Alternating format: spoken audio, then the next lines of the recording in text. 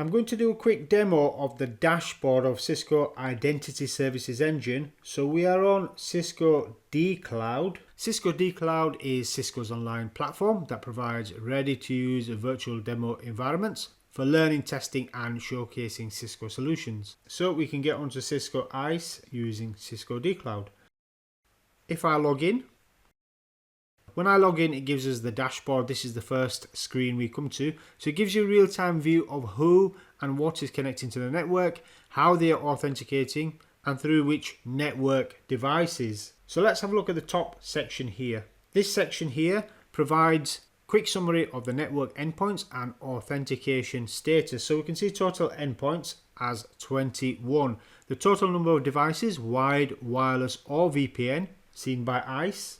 Then we've got active endpoints. How many are currently active and connected? Next is rejected endpoints. So devices denied access due to failed authentication or policy violations. Anomalous behavior, devices behaving. These are basically devices that are not behaving or behaving unusually, which can be policy or traffic anomalies. Authenticated guests. This is guest users successfully authenticated via the guest portal and so on. So we've got bring your own device endpoints here as well. Then we've got some panels, authentication panel, network devices, endpoints, and a few down here as well.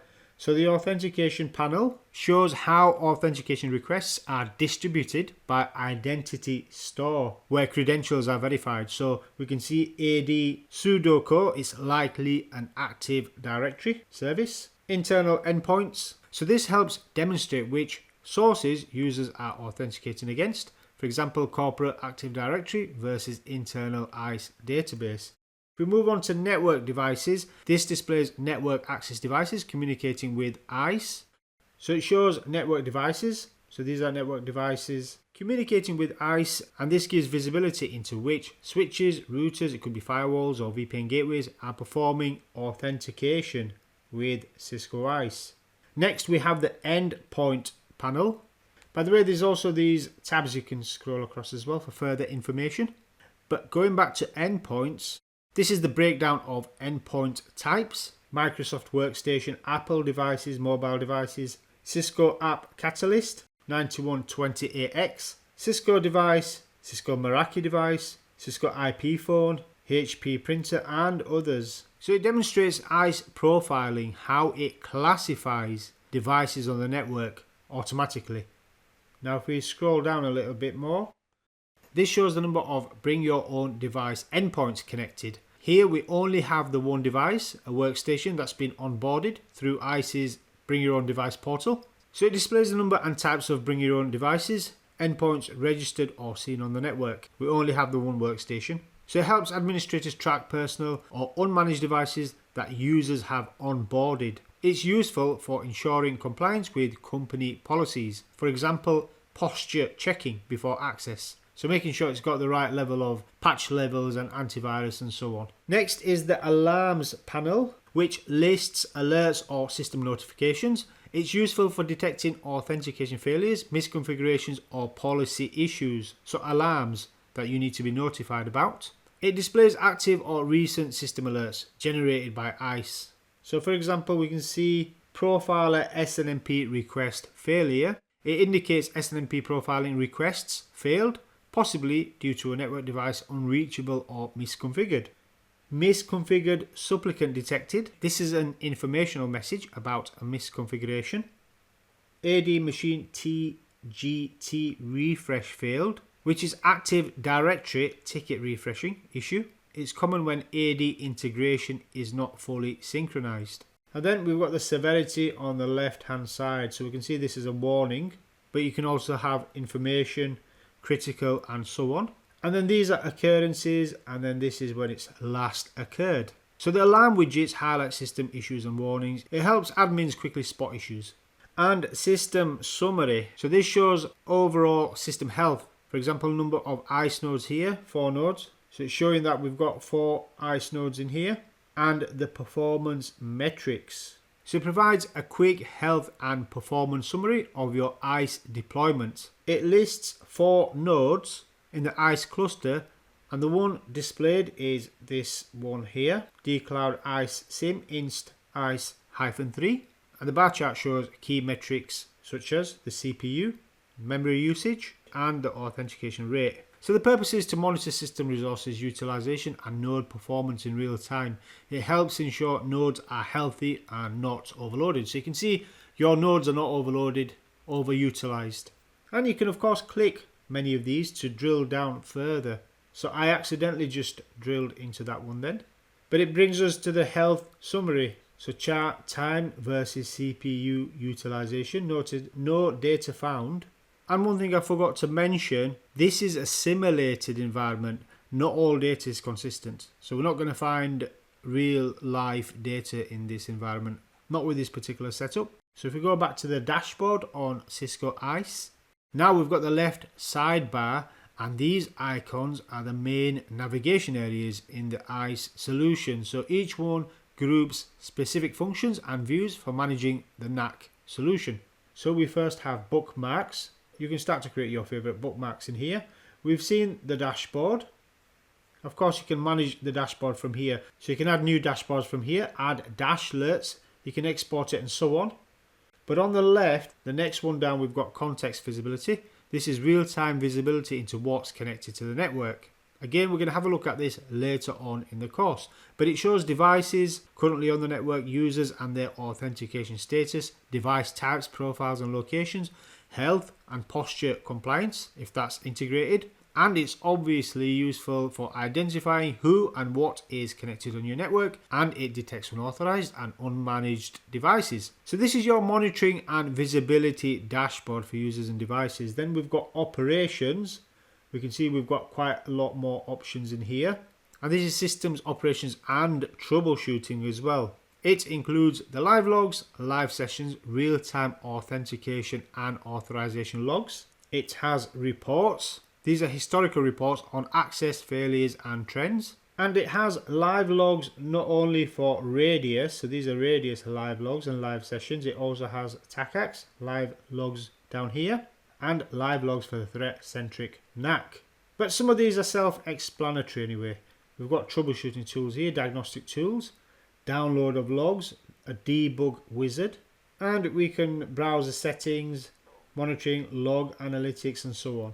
We've also got adaptive network control. So this is dynamic access control mechanism in Cisco ISE that continuously monitors, evaluates and adjusts network access based on changing conditions. And we can see that from here as well. But moving on to policy, this is where you write your actual policies. So the policies based on what the company dictates, which are called access control policies. And in here we have authentication policies, how users' devices are authenticated. For example, Active Directory or certificates. We also have authorization policies, which is what access they get within the network. In here we can specify the authorized VLANs they can get access to, or we can provide it with some ACLs, access control lists, and downloadable access control lists. We've also got profiling and posture policies, which classify devices and check for compliance. So in short, this is where the rules live. How ISE decides who gets access and what they can do. Next is administration. So there's a lot of options in here. We can configure and maintain the ISE system itself. For example, deployment settings. We may as well click on one of these. Let's click on deployment. We can see tabs at the top as well.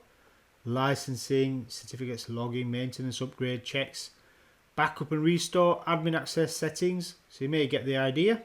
We can see the deployment nodes in here. We can see the roles they play. Primary, secondary. It tells us about their personas. Administration, PAN, monitoring, PX grid, policy service nodes, and so on. So these are the different nodes. But going back to the main administration menu, so you can see all of the options in here. So deployment settings again are for ISE nodes, licensing and certificates, for configuring and maintaining them. Identity management, for adding users, groups and identity sources. Network resources, these are all of the network devices. And we can group them as well, network device groups.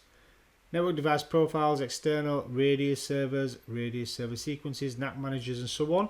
But we can see the network devices here. We can see this is an ASA VPN device, its IP address. the profile name. We can see it's a Cisco device and we can see the services it provides. Location, type and so on, VPN head end. And we can see all the types here, switches, wireless LAN controller. And we can add network devices from here. So if we go back to the administration page, this is where you manage network resources. And we can see network device groups is here as well. Two different ways of getting access to some of these services. And of course, system settings is for logging, backups and integration with external services, ADL, DAP and so on. So in summary, administration is for the back end, where you configure and maintain the ISE infrastructure.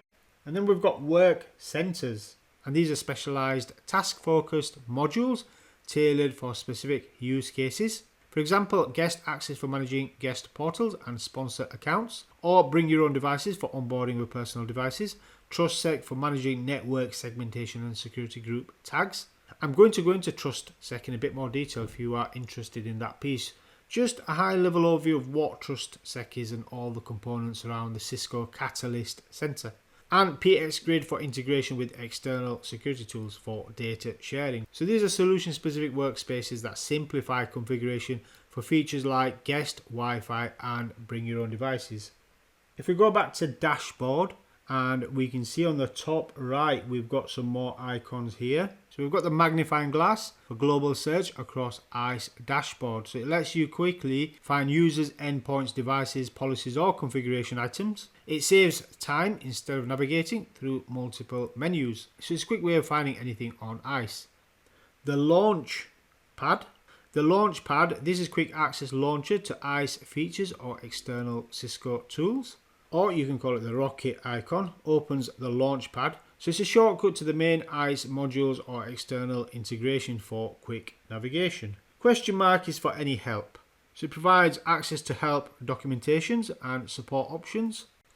Then we've got the notification or bell icon for any system notifications and alerts. And then you've got your user account profile. So it shows which users logged in. It provides the options to log out, change password or view your user details. And that's a quick overview of the ISE dashboard and the ISE system as a whole, where you configure different parts of the ISE system.